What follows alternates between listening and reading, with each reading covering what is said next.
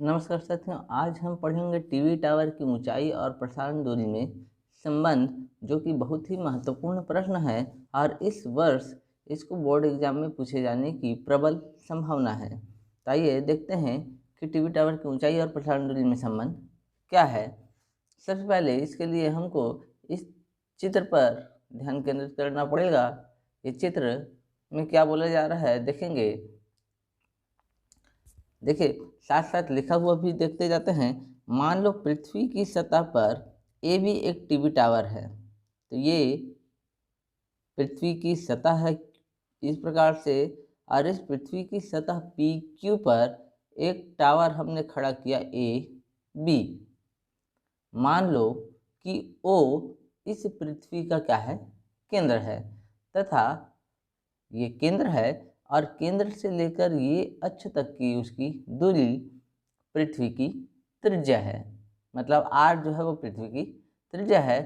Tower के उच्च सिरे ए से पृथ्वी पर स्पर्श रेखाएं हम क्या खींचते हैं, ए पी और ए क्यों खींचते हैं।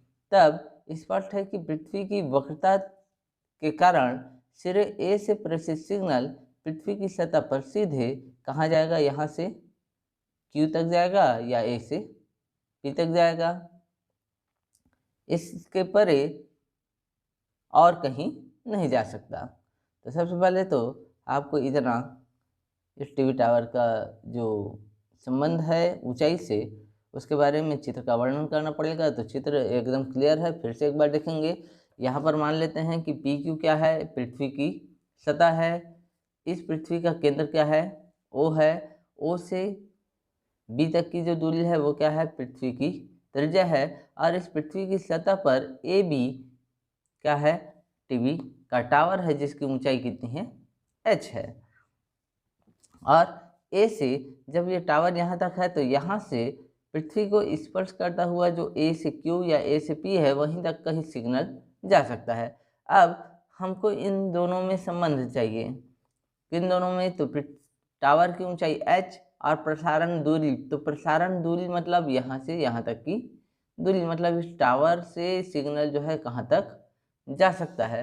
तो आइए इसके लिए जो गणितीय व्यंजक है उसको हल करते हैं। तो इसके लिए हमको क्या करना है, सबसे पहले मान लेना है कि पी बी और क्यू बी, पी से बी और क्यू से बी तक की जो दूरी है वो हमने जैसे कि चित्र में दिखाया है डी है। तो मान लेना है इसी प्रकार से। तब टीवी एंटीना से प्रेषित सिग्नल पृथ्वी के पृष्ठ पर डी त्रिज्या के वृत्तीय क्षेत्रफल में प्राप्त किया जा सकता है। मतलब जितना क्षेत्रफल होगा वहां तक इसको प्रसारित किया जा सकता है। अब मान लेते हैं कि ओ से लेकर के बी तक की दूरी, ओ से पी और ओ से क्यू, तीनों दूरियां जो है वो पृथ्वी की त्रिज्या के बराबर है।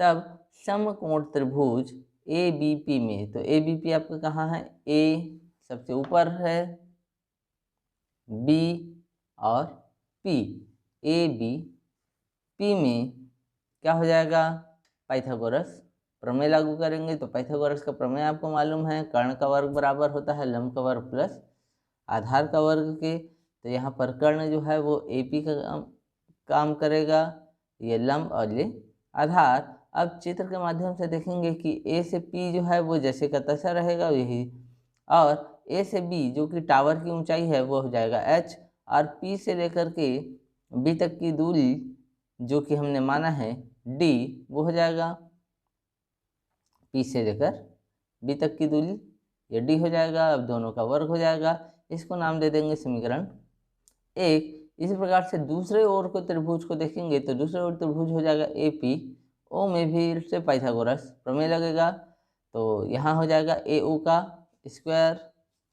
बराबर हो जाएगा A P square plus O P square.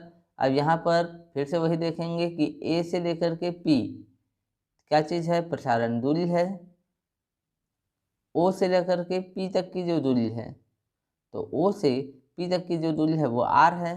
तो यहाँ पर बस वैल्यू रख देंगे। तो देखेंगे ए से ओ तक की दूरी, ए से ओ जो चित्र है इस चित्र में देखेंगे ए से लेकर ओ तक की दूरी, ये क्या हो जाएगा, A B plus B O के बराबर होगा। तो ए बी मतलब एच और बी ओ मतलब आर। तो ये हो जाएगा आर प्लस एच या एच प्लस आर के स्क्वायर के रूप में कन्वर्ट हो जाएगा। देखेंगे इस प्रकार से इक्वल में आपका क्या हो जाएगा ए पी स्क्वायर जैसे का तैसा, जो कि यहाँ पर हमने निकाल लिया है, प्लस ओ से पी तक की दूरी जो कि क्या है पृथ्वी की त्रिज्या, तो आर स्क्वायर। अब यहाँ ए पी की जगह इसका जो वैल्यू हमने फाइंड किया समीकरण 1 से, उस वैल्यू को यहाँ पुटअप कर देंगे। तो यहाँ लिख दिया गया है समीकरण 1 से मान रखने पर, तो यहाँ क्या हो जाएगा ये आर प्लस एच का स्क्वायर ये जैसे का तैसा। फिर यहाँ ए पी स्क्वायर है, तो ए पी की जगह हम क्या करेंगे उसका वैल्यू रख देंगे। तो ए पी की जगह उसका वैल्यू हो जाएगा H square plus D square plus R square जैसे का तैसा। अब यहाँ ये फार्मूला है ए प्लस बी का होल स्क्वायर, तो इस फार्मूले में इसको कन्वर्ट करेंगे तो A square plus 2ab plus B square होता है, तो उसी रूप में ये कन्वर्ट हो जाएगा R square plus 2rh plus H square, और इक्वल में ये सब जैसे का तैसा। अब देखेंगे ये आर स्क्वायर को जब इधर ट्रांसफ़र करेंगे तो माइनस में जाके इससे घट जाएगा, वैसे ही इस एच स्क्वायर को इधर ले जा कर के ट्रांसफ़र करेंगे तो माइनस में जाके इससे घट जाएगा, तो केवल क्या बचेगा, इधर बचा 2rh और इधर बचा केवल डी स्क्वायर। तो हम कह सकते हैं कि डी स्क्वायर बराबर होगा 2rh के। इस प्रकार से उसको हम नीचे देख सकते हैं कि डी स्क्वायर बराबर 2rh। अब यहाँ से स्क्वायर इधर हम ट्रांसफ़र करेंगे तो इधर रूट में लग जाएगा, तो डी इक्वल क्या हो जाएगा रूट ऑफ 2rh। अब यहाँ पर देखेंगे जो 2r है वो क्या है पृथ्वी की त्रिज्या है। तो 2 जो है कांस्टेंट है, r जो है पृथ्वी की त्रिज्या है जो कि अपरिवर्तनीय होता है, बदलता नहीं है, तो हम इसको कांस्टेंट मान सकते हैं। तो d और इस 2r को हम अनुक्रमानुपाती के चिन्ह में कन्वर्ट कर सकते हैं, तो d अनुक्रमानुपाती हो जाएगा रूट ऑफ h के। इस प्रकार से हम कह सकते हैं कि ये जो d है वो क्या है प्रसारण दूरी है। तो प्रसारण दूरी टावर के ऊंचाई के वर्गमूल के समानुपाती या अनुक्रमानुपाती होता है, और यही टीवी टावर की ऊंचाई और प्रसारण दूरी में संबंध है। हो सकता है कभी कभी प्रश्न आपको दे दिया जाता है कि टीवी टावर की ऊंचाई और प्रसारण दूरी में संबंध d बराबर रूट ऑफ 2rh सिद्ध कीजिए, या इसको बोल दिया जाएगा। तो दोनों को आपको ध्यान में रखना है और इतना ही काम है।